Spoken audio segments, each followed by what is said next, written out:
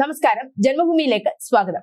South ഇന്ത്യയും north ഇന്ത്യയും രണ്ട് പ്രത്യേക രാജ്യങ്ങളാണെന്ന് ഞെട്ടിച്ച പരാമർശവുമായി ഇന്ത്യ സഖ്യകക്ഷിയും BRS നേതാവുമായ KT രാമറാവു ദേശീയ വാർത്താ ഏജൻസിയായ ANIക്ക് കൊടുത്ത അഭിമുഖത്തിലാണ് ഉത്തരേന്ത്യയും ദക്ഷിണേന്ത്യയും രണ്ട് വ്യത്യസ്ത രാജ്യങ്ങൾ പോലെയാണെന്ന പരാമർശവുമായി KT രാമറാവു രംഗത്ത് വന്നത്. ഉത്തരേന്ത്യയിൽ എന്താണ് സംഭവിക്കുന്നതെന്ന് എനിക്ക് കൂടുതൽ വിവരമില്ല. നിങ്ങൾ എന്നോട് ചോദിച്ചാൽ ഇത് തികച്ചും വ്യത്യസ്തമായ രാജ്യമാണ് എന്ന് ഞാൻ പറയും. ഇത് മറ്റൊരു ലോകമാണ്. ഞാൻ അക്ഷരാർത്ഥത്തിൽ പറയുകയല്ല. പക്ഷേ ഉത്തരേന്ത്യ പ്രായോഗികമായി മറ്റൊരു രാജ്യമാണ്. രണ്ട് സ്ഥലത്തും നേരിടുന്ന പ്രശ്നങ്ങൾ വ്യത്യസ്തമാണെന്നാണ് ഞാൻ കരുതുന്നത്.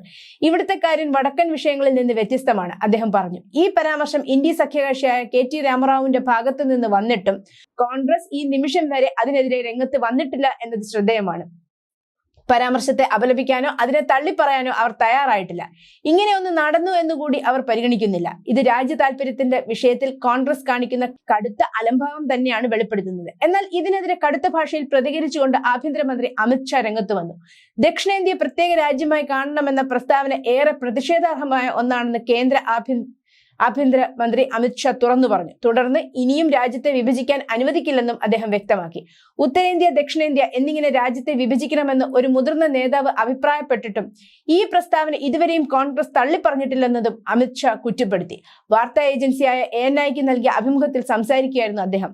ഭാരതത്തെ ഇനി വിഭജിക്കാൻ കഴിയില്ല. ഒരു മുതിർന്ന കോൺഗ്രസ് നേതാവ് രാജ്യത്തെ ഉത്തരേന്ത്യയാണെന്നും ദക്ഷിണേന്ത്യയാണെന്നും ഒക്കെ വിഭജിക്കണമെന്ന് പറഞ്ഞിരുന്നു. ഈ പ്രസ്താവന ഇതുവരെയും കോൺഗ്രസ് നേതൃത്വം തിരുത്തിയിട്ടില്ല. രാജ്യത്തെ ജനങ്ങൾ കോൺഗ്രസിന്റെ അജണ്ടയെക്കുറിച്ച് ചിന്തിക്കേണ്ടതാണെന്നും അമിത് ഷാ പറഞ്ഞു.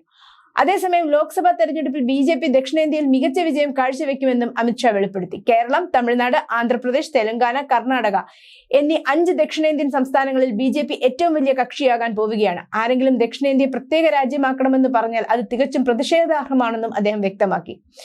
ഇന്ത്യ സഖ്യത്തിന് പൊതുവായും കോൺഗ്രസിന് പ്രത്യേകിച്ചും സ്വാധീനം ഗണ്യമായി നഷ്ടപ്പെട്ടുകൊണ്ടിരിക്കുകയാണ്. ഉത്തരേന്ത്യയിൽ കോൺഗ്രസിന്റെ ഹിന്ദു വിരുദ്ധ നയങ്ങളും BJPക്ക് ബദലായി ഒരു രാഷ്ട്രീയം അവർക്ക് മുന്നോട്ട് വെക്കാനില്ലാത്തതുമാണ് കോൺഗ്രസ് ഹിന്ദി ഹൃദയഭൂവിൽ നാമാവശേഷമാകാനുള്ള കാരണം.